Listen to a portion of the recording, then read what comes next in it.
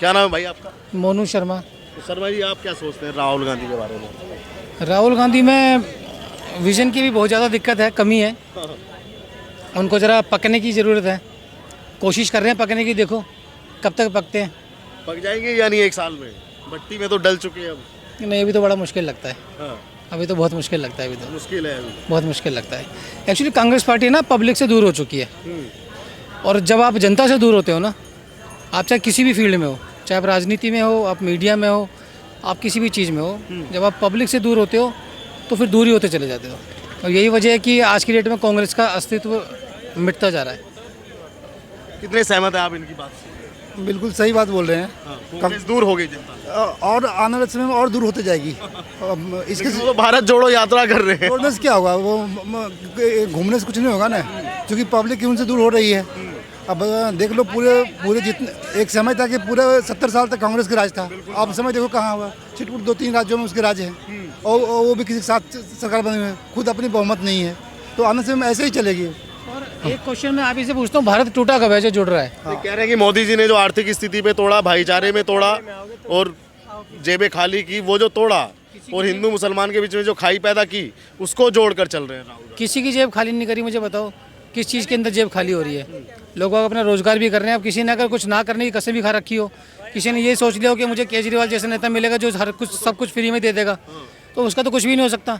आप भी देखो आज की डेट में यहाँ पे अपनी ड्यूटी कर रहे हो, नौकरी कर रहे हो, इसके वजह में आपको तनख्वाह मिलती होगी।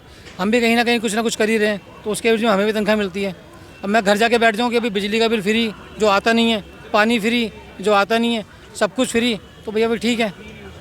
तो फिर तो केजरीवाल जैसा नेता वहाँ पे बॉर्डर पे सब कुछ घुसते चले जाएंगे लोग बाग। आज देखो हम कितने सिक्योर हैं। चाइना जैसे लोग भी अब हमसे खौफ खा रहे हैं। पहले तो ऐसा कुछ भी नहीं था। पाकिस्तान देखो आज के डेट में फटेहाल हो चुका है। श्रीलंका देखो फटेहाल हो चुका है। बांग्लादेश देख लो क्या हाल है।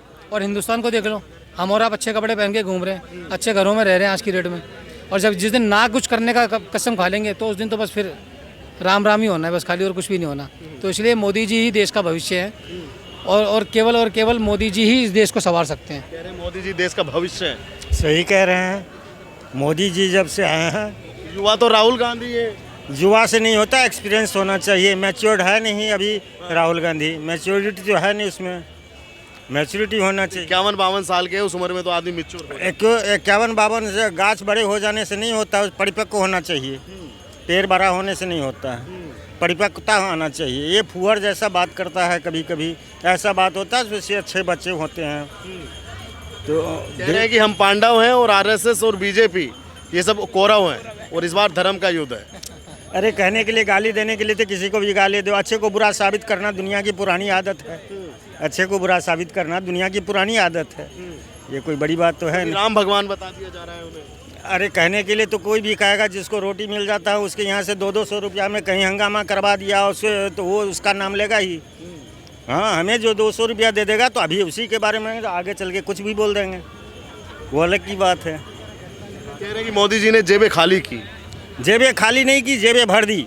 सबों को रोटी दी, सबों को गैस दिया, बिजली दिया, पानी दिया, सब कुछ दे दिया। अब क्या चाहिए? भूखों मार दिया। भूखों नहीं मारा, कम अब सब कुछ दे दिया। कपड़ा आपको दे दिया, आप कपड़ा पहनोगे नहीं तो नंगे रहोगे कि नहीं? बिल्कुल रहेगा। तब मकान भी दिया ना, मकान भी लोग दिया। हाँ, सब कुछ दिया। लोगों को लायक बनाओ, आप लोगों को लायक बनाओ, पढ़ा लिखा के लायक बनाओ कि उसको फ्री की किसी चीज़ की जरूरत ही ना मिले। जरूरत ही नहीं। जाए जाकर के किसी को डॉक्टर बनना डॉक्टर बने, इंजीनियर बनना इंजीनियर बने, कि नौकरी करनी नौकरी करे, प्राइवेट करो, सरकारी करो, कुछ भी करो। लेकिन दादा जो जन समर्थन उनके साथ दिखाई दे रहा है, अगर वो वोटों में तब्दील होता है तो लगता नहीं कि बीजेपी के लिए मुसीबत है? नहीं, कभी नहीं। बीजेपी का सॉलिड है, अपना जो कुछ भी है सॉलिड है। हाँ, बीजेपी का उसका कोई चेंज नहीं कर सकता। हाँ, बीजेपी गड़बड़ करेगा तो इसे भी चेंज करेगा। जनता के तो हाथ में है। तो बीजेपी अभी सही चल रहे हैं। और मोदी, जन समर्थन तो उनके साथ में भी है, दिखाई दे रहा है। दिखाई देने के लिए तो एक भिखमंगे का भी टोली होता है, उसमें भी 17 आदमी रहते हैं और अच्छे आदमी के पास भी 17 होते हैं। इससे मतलब नहीं जो उसका भी मेजोरिटी हो जाना चाहिए। मेजोरिटी तो मैच्योर्ड का होना चाहिए। तो सबसे बड़ी बात है कि मोदी जी के पास 2024 में मुद्दा क्या रहने वाला है? अब कह रहे हैं कि हिंदू मुसलमान से तो सफल होने वाले नहीं। ना, विकास का मुद्दा उनका रहा है सब दिन। सबका विकास, सबका साथ, वही मुद्दा लेकर चलते हैं वो।